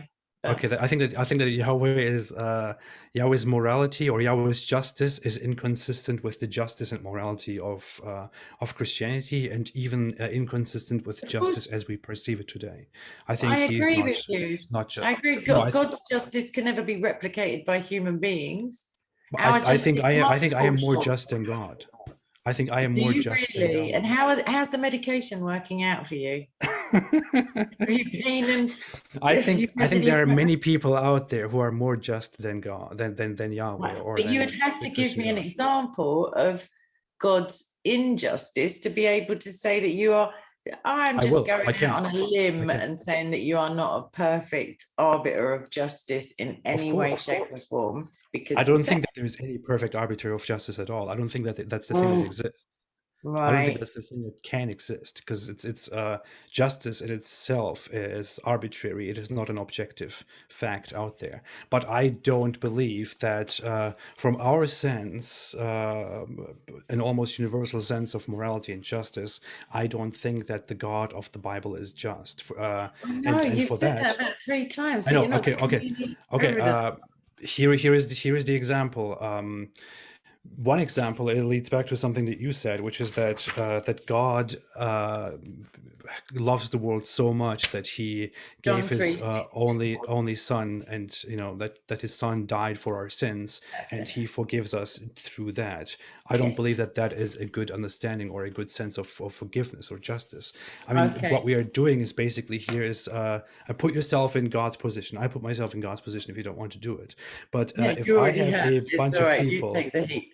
Okay, if go I on. have a bunch of people and I see that these people are acting horribly, they're committing injustices, they're being bad, and whatever it is, my ultimate justice would be to tell them what is right and what is wrong and to forgive them. My ultimate justice would not be to get my son and say, hey, I'm sorry, we have to kill you right now so I can forgive these people. Can I That would answer not be you? the standard. Yeah, sure. Okay. So I don't think there was ever like a tea time conversation like, you're right, boy, I think you have to nip down there and just fling yourself on a cross. I don't, like, that didn't happen.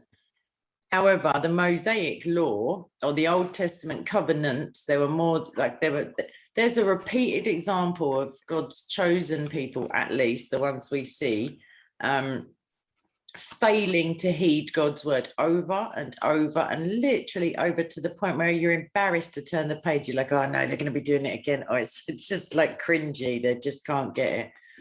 God could say, I forgive you, but by saying I forgive you without any repentance or contrition or metanoia, any change in my phone, I think my computer's going to ring. Sorry. No problem. Sorry. So without any, let me just get rid of Skype. Without, I felt like Christian Prince for a minute there with that ding, ding, ding. Okay, so without any metanoia, without any turning from your sin, God would be unjust to forgive because he knows the hearts and minds of men, and therefore he knows that we will commit the same atrocity, because this is the problem that most people come up with is, but it's just sin. Whereas we're told that sin is detestable to God. He won't be in the sin cannot come into his presence. He is so holy that it's not that he like, I don't want to say cannot because he's all powerful, but he will not. It's an absolute standard. He won't do it. However, whilst we are in our most detestable, whilst we're full of sin and in open rebellion, I do think like there's just blatantly obvious to me that everyone's in rebellion against perfect goodness, because it's just not fun. No, it doesn't get you anywhere. Like, do you know what I mean? You can't do it. That's the other frustrating thing. You can try to be good and all you'll end up doing is disliking yourself and being frustrated. So back to God. Mm-hmm. His justice is, there's a system of, and I was asked this question during a debate, can he forgive without blood? The Bible says not that he can't or he can't, it says there is no atonement without the But shedding of why blood. does Why? sacrifice have to be the thing? It could be completely it could work completely without it. There is no reasoning It could behind work it. with orange bangles and doing a dance on a Wednesday. It could do that. However, the God of the universe has deemed that the system of atonement was worked out with the Israelites. And I imagine, I don't know the mind of God, but societies or tribes they'd come out of Egypt. They were brutalized, quite frankly. They had hundreds of years in captivity. They were charitably idiots. They had literally God among them give, like Moses was relaying the info with authority, a glowing face at one point, like coming down off a mountain, dusting off the sand, and big tablets in his hands. And they were building cows, running around, just like idiocy. But it's more indicative of God's faithfulness to us. Each time they turned their back on him over and over again, They ignored what he'd said. So just him saying, I forgive you, they would then ignore that as well, because even just psychologically, to have some punishment or rebuke or reproof is a means of learning and therefore betterment. As a child, if you put your finger near a plug socket, the little smack on the hand you get will hurt, but it will save you ultimately. And that's God is all about saving us ultimately. It's not about our comfort. This place is not our rest. It's just where we're forged. And not only that, once we attain salvation, because it's a pre-deal, you get it early to avoid the rush, and then you know, hopefully by the time you pop off. But we're talking about the death of Jesus. Like, We are. why is that? No, no, I understand. no, Okay, no, it's not. God wanted to establish something, but I'm why is getting the there. death I'm necessary? getting there. I'm an apologist. I'm getting there. I promise. So, I was on a roll as well. That's all right. So, okay. So we get to the point where, yes, so we achieve our salvation in this life. And potentially we could have an hour left, or we could have like years and years of it left. And then through, God knows that we can't, and I attest to this, I can't be morally perfect. So good, there are many definitions of the word good, but one of them is morally perfect. And therefore the Bible says that God alone is good, meaning the best kind of good.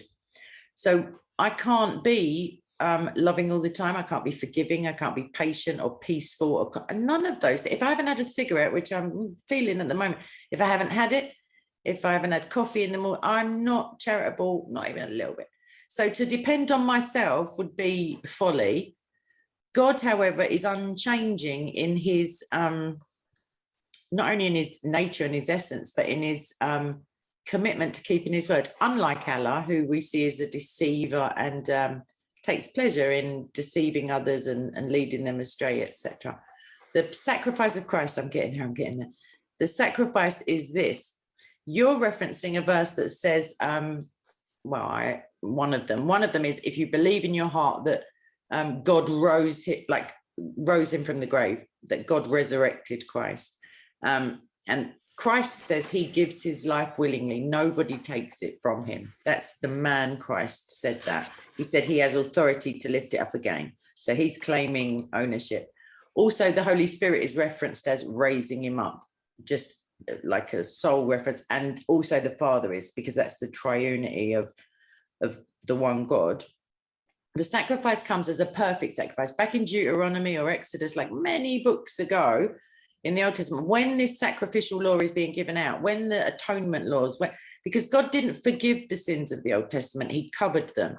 He just said, this is enough, and I'll cover that up. It's like a debt. You say, right, you still owe me £5, but yeah, we'll just, don't worry about it. And it was that, but they were never, ever perfectly kept until Jesus came along. Like there's no Jew of the Old Testament who was even claiming to have kept them. Nobody could, and nobody did, especially after the temple was destroyed, because all of that is gone now. However, Christ claimed to be the temple. Like he gave that prophecy, the temple will be rebuilt in 3 days. He is the perfect Israel. The Old Testament shows us that Jacob became Israel. His descendants are the tribes of Israel. However, Christ came as the perfect Israel. He came as the perfect sacrifice, whereas they needed to find in minutiae detail this kind of lamb with no spots and this one, and it's got to be on a certain day with certain, I don't know, I'm not a Jew, but certain other offerings, and you're unclean for a whole day if you touch the wrong thing and the blood goes somewhere. All of this minutiae. We're told in the New Testament that the law made nothing perfect. It was perfect, however, it made nobody perfect. Whereas the law of the Spirit that Christ ushered in and gives to us, I haven't answered your question, is... I still don't understand why the sacrifice... I'm coming back. Because, right, sacrifice was required. So are you saying you don't understand even the sacrificial system of the Old Testament? I do. I just can't make sense of the idea that God would actually, that this would be what happens, that God is triune, that there is the Son who is also God, and that in order to forgive humans for their sins, for their existence, for their falling, God has to send himself or his Son to the earth, to the humans, in order to be brutally killed and Okay, sacrifice let's have a quick himself test. to himself, All and right, let's do a quick test that's how then. he forgives us. Okay, we'll do a quick little test. So I think I'm quite a nice person. Do you think you're a good person? No, I do. Like, I that's try the to be, description I have. yeah. I try Okay. to be, yeah. But obviously you've lied before. Yeah, sure, yeah. And I'm imagining that as a child, potentially with no law enforcement agencies watching, you've potentially stolen something even small. Okay, so you've lied and stolen. So 2 of the big 10, you're already damned. Okay, so that's that. Have you ever dishonored your parents, even in thought or deed or action? Have you ever looked lustfully at a woman who was already married or was not married to you? Okay, so that's 4 biggies. Like, you're in trouble, bro. Okay, so what else? I'm going to go with no comment if you've ever murdered anyone. I don't suppose you've coveted an ox, but that's like covetousness. No. Have you ever been jealous? Have you ever wanted something that's yours? Okay. Have you ever hated anybody? Yeah. Jesus says that makes you a murderer. So we've got the murder out of the way. We've got round it. Don't worry, I won't ever tell. So out of the top 10, I think I lost count, to be honest. That's about 7. So by that moral standard, you're not good.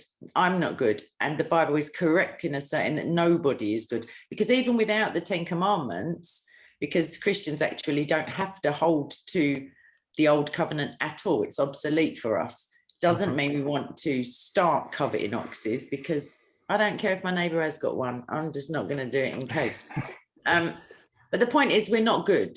And it's more about the sacrifice. If you think of it the other way around, it's not a cold-hearted, as it were, God demanding a sacrifice. He's sacrificing himself. It's the sacrificial love you can only dimly, partially conceive of when you become a parent and not before. Like, even as an auntie, I was like, yeah, they're all right, take them home. Or like, I don't know, like, they were nice, they were cute. But when you have your own, you can understand, like, immediately saying, that's fine, I'll die. Like, you just know that there's a sacrificial. But God's not really losing anything from himself. He's not really sacrificing anything. He's not really losing anything. I mean, nothing goes away from him. Okay, so so the hypostatic union is the fusion, I don't know, like the 100% man and the 100% godness together. As a man, we see that he ate, he slept, he grew in wisdom, there were all of these things. He was made lesser than the angels, we're told, in order to die, etc. He would have felt fear. He did feel sorrow. He felt grief. He felt happiness and all of those things. So, as you said, if someone's about to kill you, and there's an inbuilt thing, whether you're God or not, you don't want it to happen. And Christ cried out and said, I'm paraphrasing in a very vernacular London way, he said, if you want me to, I will, but please, like, take this cup from me. It's all gone a bit Shakespeare, but, take it away if possible. So he was asking the same thing you are. He's saying, if it can all be sorted out without this, then yay, let's do that. But otherwise, all right then. And the reason that it couldn't be done without it at that stage in history anyway, it had been prophesied for years and years. 700 years before, Isaiah had prophesied the crucifixion when crucifixion wasn't even a thing.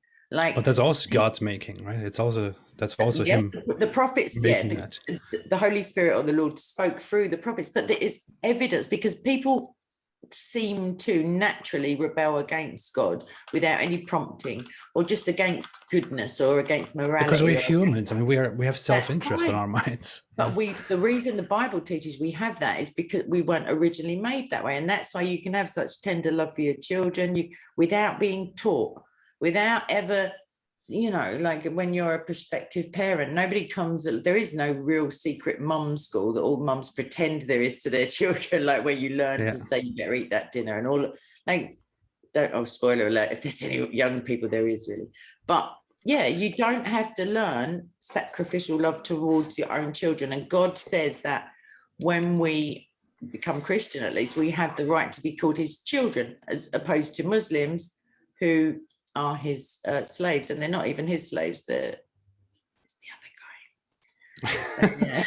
Okay, so I see It's that getting I'm heavy, though. We were going to debate Allah, which would have been a okay, lot. but one thing I see that humans are bad. I am bad. People are bad. We are all bad, and God sent His Son, who is also God, to sacrifice Himself to Yeah. Himself Yeah, the father in order son thing to can be confusing. It's in not, order to yeah, in order to forgive us, and all we have to do is to believe in Him in believe. order to be Yeah. saved. But here is the thing: Mhm. no matter what I have done, I know for a fact. I mean, we know. I don't have to make a big assertion on this, but I have been a much better person than many Christians that I know. And there are many Christians who do believe in God, who do believe in Christianity, but who are not good people. Just as there are also many terrible non-Christians and many amazing Christians. I know a lot of great Christians, fantastic people. But here the difference is just between a lot of Christian people who are not good and who don't have much love and much goodness for others in their person, in their hearts. For them to be saved, they will be saved because they believe in Jesus, they believe in God. But Yeah, you can't work your have been, way. Yeah, but that's the point.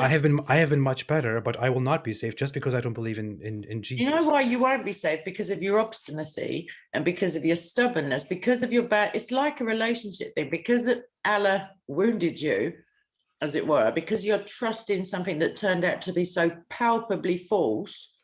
And I don't say this from arrogance, because potentially I don't know what the future holds. Hopefully I never do, but I could come to some like crazy idea about Christianity also.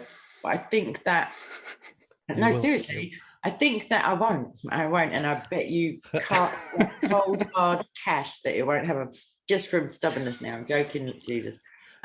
However, I think that similarly to any trauma, I know it's been like quite a few years now, but you still need to work through and compartmentalize that, the shock, the upset, the foolishness, the feeling of being deceived is like Satan plays on it, I would say, if I was talking to a Christian, but I'm not, but there's some watching. It's something that is played upon, because the more foolish you feel, the less, like old ladies were conned out of hundreds of thousands of pounds by young men. They don't want to go to the police. They don't want to tell people because they've been deceived. And that's why deception is at the other end of the scale from objective. That's why we know that no best deceiver is even in the running. Yes, but still functionality doesn't preclude the rest of it. But now, here's the thing. Here's the thing. on. Look, I am confronted with Christianity, right? I'm talking to you. I'm going to I'm keep listening. confronting you with it I, daily. I'm listening to your reasoning. I listen to it a lot from others. I think about it. I discuss it. Maybe in a few years I will convert to Christianity because I will be convinced that okay, You've it heard makes it sense. here It's true. first, everyone. Set your timer. Maybe I will keep living for 30 years and I will then die, never convinced that Christianity is true because I just feel like, no, I'm sorry, it just doesn't make sense. I can't believe it. I can't be Can I convinced. tell you something that And just like maybe me, the there others. are many other people who are unconvinced, and their Yeah, only fault is that they are truly interested, but they are not convinced that this is sure. true. I And got for you. that, they will go to hell.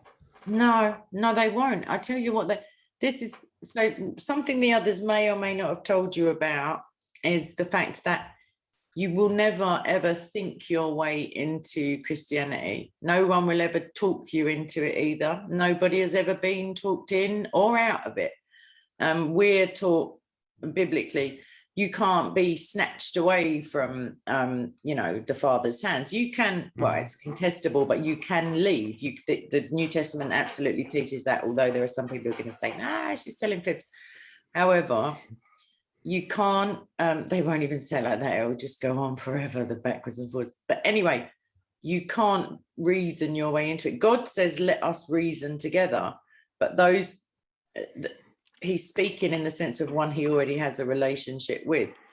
What I do as a polemicist and an apologist is I only have to put a tiny little pebble in their path. Like we know that the work of the Holy Spirit is, you need the metanoia, you need a psychic change in order, like we're told you have to be, have the scales removed from your eyes and your ears and a circumcision of the heart, because it's symbolically indicative of a new awareness. So you can go around the same town all of your life and never see the beauty of it until they say you've got a cancer diagnosis and you've only got 23 and a half minutes to live. And then all of a sudden, every tree and all of the, do you know what I mean? Like the smallest play of the light on the water. I don't really know. But yeah, there are things can be right in front of your face. And the brain, as you said earlier, is so apt to self-deception. And whether or not you attribute it to an outside source or not is similar to the conundrum with the outside morality. But we know that deception plays a part neurologically. Even we have to deceive ourselves that things aren't as interesting. Like humans invented boredom. Can you believe it? Like on a planet with all of this like joyous stuff, we've invented boredom, and we deceive and filter out 99% of our experiences, because otherwise you'd never get anything done. You couldn't get to the bus stop, to get to the shops, to get to work, because you'd be looking at every single butterfly on the way and every plant and every, I don't know. But what that means is that that's even worse, because of that. And also, sorry, that was my point. Sorry, I waffle. God grants the the Bible in some places indicates that God is the one who grants us the repentance. So he gives us the gift of being able to see the error of our ways. And it says something like those who the Father gives to the Son will come. And some people use it as an argument to say there's only an elite, there are only an elect, certain people who will be saved. But you can also argue that just because you're not called doesn't mean you can't come, because God died for the whole world. But I want to get to Hitler. But that would just mean that's more unjust, actually, isn't it? Oh, that just means I'm not. I will not be saved. Like if I die today as a convinced, just don't die today. Just don't do it. Well, if I die today as a convinced non-Christian, then I will. Sure. I will not be saved, and I will go to hell. Well, the self-deception that I spoke of could be pretty strong. I mean, the thing is, in sincerity, that would still mean it's just my mistake. I'm being punished for my mistake. No, you're being punished for a lack of. No, you're being punished for your sin. Don't start twisting it around. I always went along with that. No, you're being punished for the bad that we know you've done. You liar, you thief, you adulterer in your heart, you hateful. But all of the things you admitted to. But all I have to say is I accept Jesus Christ as my Lord and Savior, and then all the stuff that I did is gone. But God, if I don't, will not see your sins. And what you were saying about not very pleasant Christians and lovely, I don't know, Buddhists or unicorns, whatever you were saying. The point, I was listening fully. The point is that the Bible says that there are those who will call out to Christ and say, Lord, Lord, and he'll say, like, away with you, I don't even know you. So just calling yourself a Christian doesn't mean anything. Also, it doesn't mean that it just shows a slight disconnect with the Holy Spirit, because we're told that it's not our goodness. We can't work our way to salvation unless you're a certain kind of Christian, or they can't either, but they believe they can. However, the fruits of the Spirit by which you will know them, like, so the marks of someone who is truly in communion with Christ is that they have patience and peace and kindness and mercy and long suffering and goodness and gentleness, and all of those things are not of us, and we know that deep down. I know that. So that's the mark of a true Christian, and it doesn't mean other people can't appear nice, but as we discussed earlier, you can feed the poor because it makes you feel like a swell guy, kind of thing. Anyway, I want to tell you this because this is just the highlight of my, I won't say life, I'll say week. And I haven't even, I will say week. So it's I don't even think I want to read. Anyway, it's a book called Muhammad, spelt with a U. I don't know what the difference is. I normally spell it with an O. Muhammad, PB-UH, like PB and J, but different. The Prophet of Islam, and it's there's some professor, and it's published by Islamic Dawah Center International. And I happened to pass the Dawah stand the other day, and I thought, why not? So literally, this is the gift that keeps giving. I opened it up and I saw the unlettered prophet, and that triggered something in me, because I was debating that, whether it was spiritual literacy or what it meant, whether he just didn't have an honors degree or something. So I scanned down the page and I just saw the words Mein Kampf, because they tend to jump out at you from Islamic literature. And this is the claim of the guy. So It goes on. He hadn't, all talking about Muhammad, he hadn't studied in the schools of Athens or Rome, Persia, India, or China. Yet he could proclaim the highest truths, of eternal value to mankind. We'll park that one up. We'll come back to that maybe.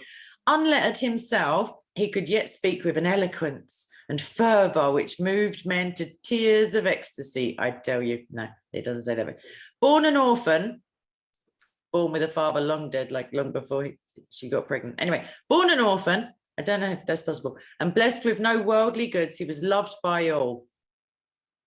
I'm going to call something in a minute, but he had studied at no military academy, yet he could organise his forces against tremendous odds and gained victories through the moral, what a cheek, forces which he marshalled. Gifted men with a genius for preaching are rare. It's true. Descartes included the perfect preacher among the rarest kinds in the world. You'll be fascinated to know. Wait, let's see who else said so. Hitler. Literally Hitler in his Mein Kampf has expressed a similar view. He said, now don't forget, this is Dawa. They're trying to like draw you to Muhammad. He says, Hitler, literally Hitler, Adolf to his friends. A great theorist is seldom a great leader. An agitator is far more likely to possess these qualities. He will always be a better leader. For leadership means the ability to move masses of men. The talent to produce ideas has nothing in common with the capacity for leadership. But, says Hitler, the union of the theorist, organizer, and leader is one man is the rarest phenomenon on this earth. Therein consists greatness. And then we read from Professor, in the person of the Prophet of Islam, the world has seen this rarest phenomenon on the earth, as attested to by literally Hitler, walking in flesh and blood. I can't wait to read the rest of it. It's just, sometimes you just get given a gift. That's insane. What did you say? It's Islamic Dawah Center International? It's IDCI, the Islamic Dawah Center International, their website for anybody who wants to find out about literally Hitler and his glowing recommendation of Muhammad. It's www.idci, so India Delta Charlie India .co.uk. Oh, who knew? They're British. Where do these people live? Well, there's a telephone number. And a registered charity. Don't these people know that it's not something that you do here in Europe? Don't these people know that we've heard of Hitler, and we know that he wasn't like someone to be aspired to, like Hitler said he was a really great guy, you know, though. So I mean oh yeah, that convinces me. Fantastic. Exactly. Harder, shall we? I mean, on 3. That's ridiculous, man. I'm going to go through these with a fine tooth. I mean, there's the Quran and modern science, but I think I have. Do I have Christian Prince? Yeah, I have his book here, which I imagine just spanks this little pamphlet all around the place. And then, this is a good one. I saw your video about, why Islam seems to elevate the position of blondie, white people. I would say sexual proclivity of Muhammad if he existed, but that's just me. But here we have some prominent Westerners' views on Islam. So who cares, for a start, whether Westerners care little or not? But apparently, oh my gosh, the elimination of racism, an outstanding achievement, that's attributed to Islam. The most civilized and progressive, that's literally, not literally Hitler, but progressive is not a good thing. Progressive and Islam in the same sentence. Progressing to bigger and bigger atrocities towards human rights. It is so stupid. The thing is, Islam didn't have a concept of race because Muhammad didn't have a concept of race, because the concept of race didn't really exist back in that time. What people did have was... I've got a whole, sorry to just you like that. Even though I see here that Islam abolished racism, I've got a whole stack of papers this deep of all of the Quran and Hadith that show that actually there was a preference, like the fatwa, that was, I think, I can't remember, maybe 200 years after Muhammad. If you called him black, it was not befitting his status, and you should be immediately executed, or maybe like held on death. You should be killed for calling Muhammad a black man. No, the point is that Muslims want to argue that Islam abolished racism. That is so absurd and stupid. What Islam merely did was, hey, you are all Muslims now. We established this superiority of Muslims. You are superior if you are a Muslim, not if you are white or black. That's what Islam established. Within Islam.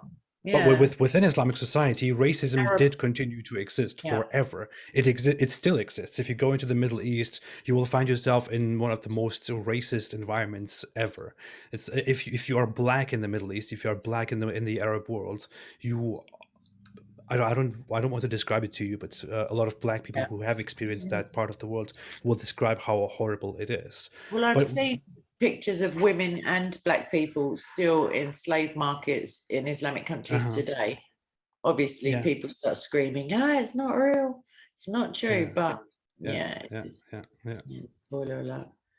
Okay, so ridiculous. Yeah, well, I'm going to go out on a limb and say yes, it is, just in case. You never know, Hitler may come along and attest to something else shortly. How can you twist the words of Hitler to support your prophet? Oh, it's too much. So we didn't we see in the example of Hitler that Genghis Khan was a very good man, very kind. He wasn't as committed to the cause as Hitler. He didn't keep it all in the one place. He kept roaming around the plains and stuff. It's a bit part player compared to Hitler. You have to start somewhere. Well, you're working your way up to Chairman Mao. But humans, lovely moral that we've all agreed upon together. There are some left-wing politicians here who maybe incorrectly, but they've gone out on a limb and said that what did she say? Her name's Diane Abbott, if anyone wants to check it out. She's a Labour politician. She said that on the whole, Chairman Mao did more good than harm. And the politician next to her said, what, other than the billions dead and the feudalism, and she was like, and she doubled down because she's a politician. I mean, you could find a lot of horrible people that have done a lot of very bad things, and you could argue somehow that they have done more good than bad.